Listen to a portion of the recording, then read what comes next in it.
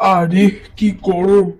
এমনিতেই বাসায় কোনো এসি কাজ করতেছে না, আর এই গরমেও থাকতে পারছি না। ভাবতেছি যে ঈদের এই ছুটিতে একটা হোটেলে যাই। হোটেল আমি কালকে বুক করে ফেলেছি, এখন ছিল ট্রেন দিয়ে ওই হোটেলে যেতে হবে। এখন আমাকে জলদি করে যেতে হবে। এখানেও একটা হোটেল রয়েছে, তবে যখন হোটেলেই যাচ্ছি, অনেক দূরের হোটেলেই যাই। 1 ঘন্টা হয়ে গিয়েছে, এই যে ট্রেন এসে গিয়েছে। এখন জলদি করে ট্রেনে উঠে যাই। এই যে ট্রেনটা ব্লু কালারের, আমার ফেভারিট কালারই। চলো এখন জলদি করে চলে যাই নতুন হোটেলে।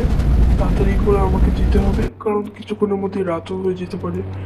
এই যে আমি ট্রেন থেকে নেমে গেছি আমাদের আরেকটা স্টেশনে। এই যে হোটেলের গাড়ি এখানেই রয়েছে। এখন আমি জলদি করে হোটেলে চলে যাই।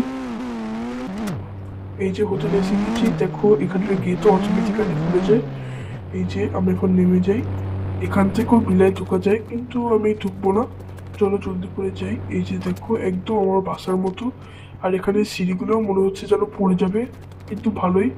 এই যে টিভি কম্পিউটার রয়েছে। আমি তো এখানে অনেক দিনই থাকবো।